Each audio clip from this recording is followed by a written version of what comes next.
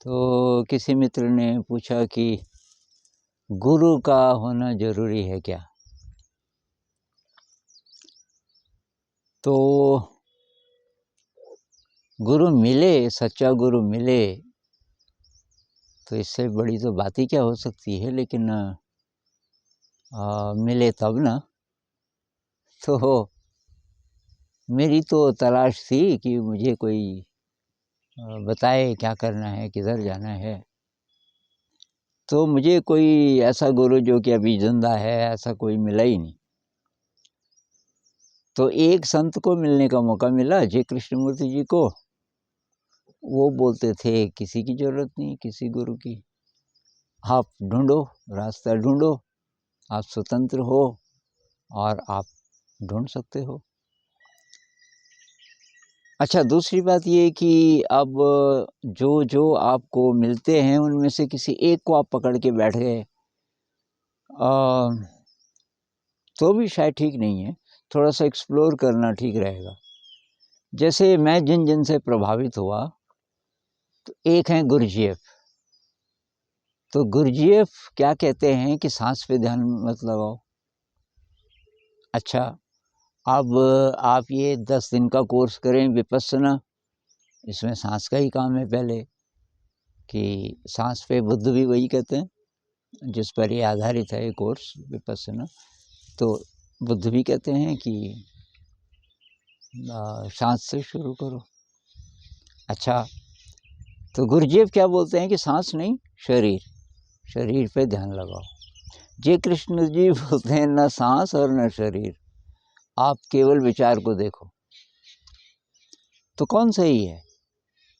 मेरे ख्याल से सभी सही हैं, और वो अलग अलग प्रकार की विधियां हो सकती हैं, अलग अलग समय पे अलग अलग लोगों से अलग अलग एनर्जी लेवल से बात कर रहे थे। आपके लिए क्या सूटेबल है, थोड़ा एक्सपेरिमेंट करना पड़ेगा, आसानी से आपको अपना रास्ता नहीं मिलेगा। तो मुझे फिर विज्ञान भैरव तंत्र मिला, पर उसमें भी सूत्र हैं। अब वो जो सूत्र हैं उनका क्या क्या मीनिंग हो सकता है, तो वो कहाँ से पता चले। कुछ व्याख्याएं भी मिली, लेकिन फिर भी अपने ही मन में जो उसका अर्थ आया उस पर मैंने काम किया। और तो ऐसे करते करते आपको अपना रास्ता ढूंढना पड़ता है, और कोई नया रास्ता भी निकल सकता है जो अभी तक किसी ने नहीं बोला। मतलब जहाँ तक आपको पता है तो वो किसी ने नहीं बोला, लेकिन आपको वो चीज़ सूट करती है। तो सूट करती है तो क्यों नहीं, वो आपका तरीका हो सकता है। लेकिन गुरु मिल जाए तो बात ही क्या है। कबीर जी तो बहुत बोलते हैं ना कि गुरु तो सबसे महान है, और गुरु गोविंदो खड़े।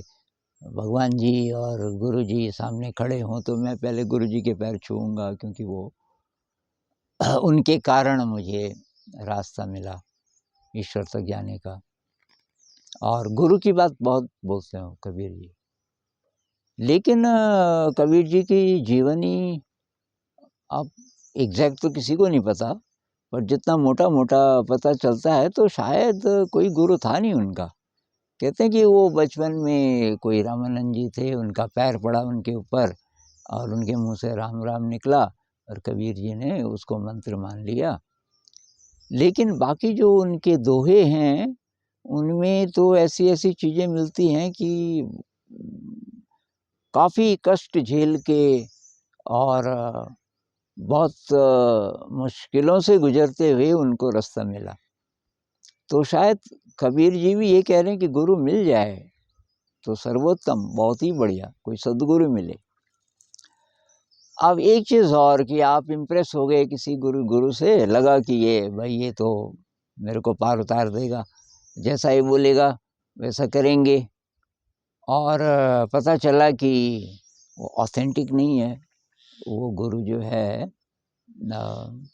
एक्चुअली जो आप ढूंढ रहे थे वैसा नहीं निकला, तो तब तो धोखा भी है ना। तो इसलिए किसी एक पंथ से बंध जाना, किसी एक गुरु से बंध जाना थोड़ा खतरनाक हो सकता है। सीख लो जिससे मर्जी। अब आजकल तो यूट्यूब मेरा गुरु है या मेरी गुरु है यूट्यूब। और उसमें सब कुछ है, सारे संत हैं। और जितना आपके पास टाइम है, जल्दी में आप हैं 3-4 मिनट का कोई वीडियो देख लो, और अगर आपके पास और टाइम है तो थोड़ा लंबा वीडियो देख लो, फिर आपको पसंद आया तो और एक्सप्लोर करो, ये महाराज जी और क्या क्या बोल रहे हैं।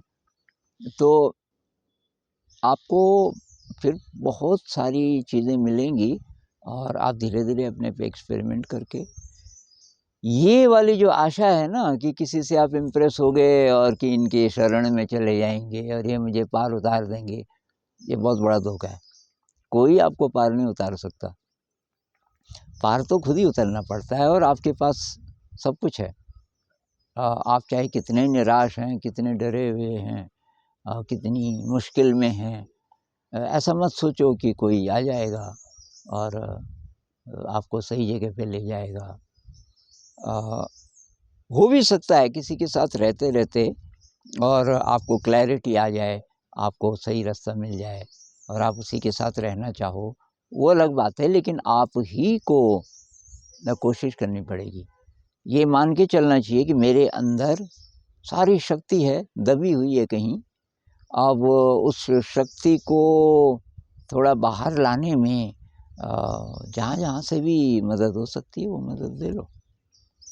तो ऐसा मेरा मानना है कि ये सेंटिमेंटैलिटी है, एकदम से किसी से इम्प्रेस हो जाएं, किसी पंथ से, किसी व्यक्ति से, और ये सोच लें कि बस ये मिल जाए। तो जैसे वो प्रेम कहानियों में नहीं दिखाते कि जब तक मिलन नहीं होता तब तक कि बस यही सर्वस्व है, लोग आत्महत्या करने के लिए तैयार हो जाते हैं, और जब मिल जाए तो पता चलता है कि ना ये तो था ही नहीं। तो एक ये भी है, मिल जाए तो मिट्टी है, खो जाए तो सोना है, एक शेर है ना। तो वो तो खैर ऐसा है कि दुनिया जिसे कहते हैं जादू का खिलौना है। हम किसी भी चीज़ के पीछे दूर से वो बहुत आकर्षक लगती है, नज़दीक जाके लेकिन इसका दूसरा पक्ष भी है। दूसरा पक्ष ये है कि हो सकता है कि आपको आपके आस-पास कोई ऐसा है जो आपकी मदद कर सकता है, मार्गदर्शन कर सकता है, लेकिन आप इम्प्रेस नहीं हुए उससे, क्योंकि वो आसानी से मिल गया। मिल जाए तो मिट्टी है, तो हम उसको ईज़िली रिजेक्ट कर देते हैं। बहुत बाद में पता चले कि भई वही था काम का, अब तो वो क्षण चला गया, मौका चला गया।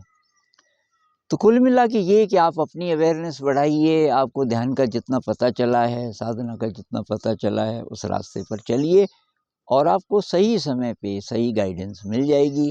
अपने अंदर से मिले, कोई वीडियो देखने से मिले, कोई व्यक्ति मिल जाए, मिल जाएगी पक्की बात। अगर आप चल रहे हैं सही रास्ते पे, आपको सही समय पे सही गाइडेंस मिल जाएगी।